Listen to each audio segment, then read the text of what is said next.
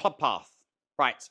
This is going to explain how the club path can affect the shot shape, but also please have an understanding of whenever you are seeing a ball curve, the club face is doing more of that work than the club path. When I am practicing, when I am teaching someone, I am looking to try to get as close to 0 as possible when it comes to a club path. If on the club path data you are seeing some big numbers, doesn't matter whether it's in to out or out to in, which I'll show you in a minute, but if you're seeing a big number, that is definitely going to encourage a lot of curve to the golf ball, because you're going to struggle to match a face that's going to consistently give you the shot shape that you're after. So, just so you have that clarity of what in to out to in actually is, in case you don't know, there is obviously a ball to target line, a 0 line, shall we say. So, if I just put an alignment stick down, that would be a 0 club path. If I could swing through that blue line, then my club path would be 0. You can see the last shot I've just played, which I should never hit another shot again because it was the most beautiful little baby draw with a driver. The club path was basically 0. But it also did highlight that it was in to out. What that basically means, in fact, if I maybe put the ball to target line here, so this is my 0 line. In golf terminology, if I am in to out, my club has traveled to the golf ball from inside of the target line and is coming sort of in, and then it's then working slightly out of the line. If I am out to in, then it's just the complete opposite.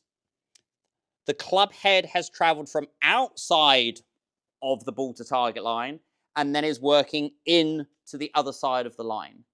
If you are, dare I say, a slicer of the golf ball, this would generally be your path. If you are a hooker of the golf ball, then that's generally going to be your path. It's not a right rule, but generally speaking.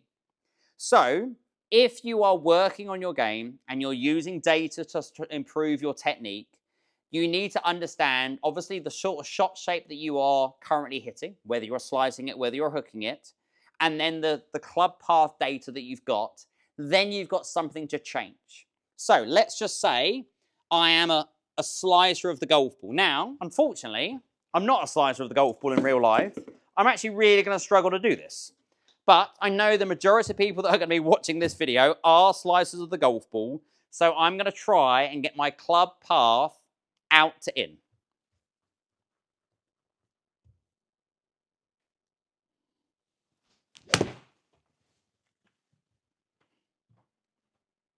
That's quite a nice little fade. But I think it was out to in. It's a real struggle for me. Yes, it was. I can see it on the screen already. There we go. 5.6 out to in. O to I. Perfect. So, if you are that sort of person and you are slicing the golf ball and you're practicing, you want to get better, this is what I would do. Because you want to become less out to in to start with. Remember, club face is important, which obviously we can then, I would watch the spin access video. So we want to make sure that I'm less out to in. Put a head cover, something soft, on the outside of the golf ball to the right. So you can now see that if I come over the top, I'm more likely to hit the head cover. So with that in mind, if I then don't hit the head cover, I'm going to be able to change my club path.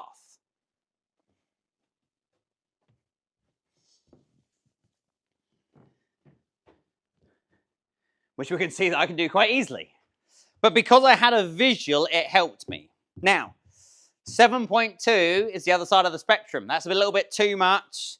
That's a little bit too much from the inside. So if I am a hooker of the golf ball, and I do this quite a lot, is I just then move the head cover just to the inside of the golf ball.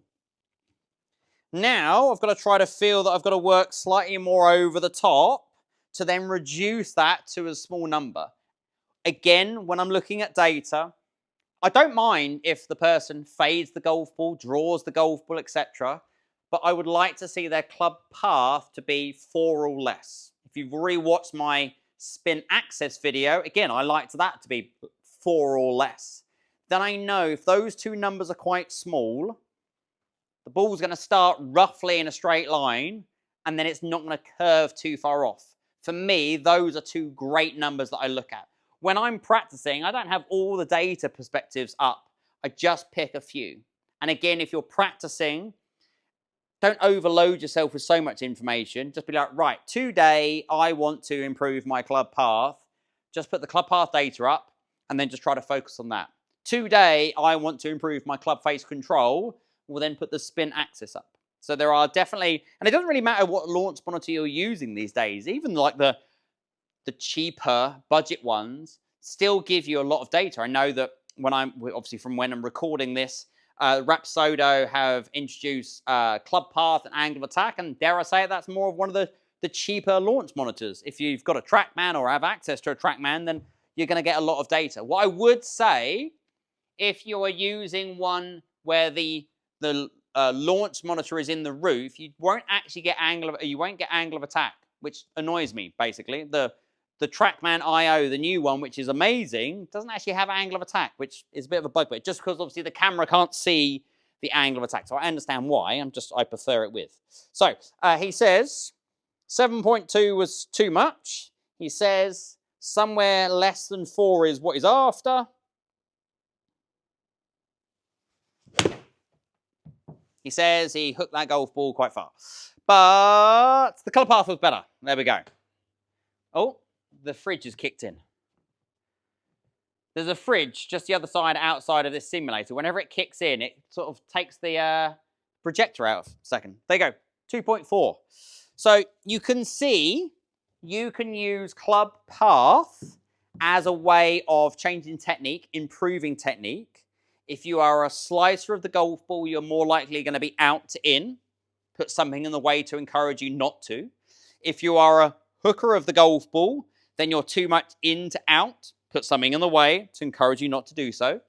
And if you can get that number down to less than 4, then for me, you are halfway there to having some control of your golf ball. If you're watching this on YouTube, please like and subscribe. Appreciate it. If you're watching this on Skillest, you are amazing. You know that.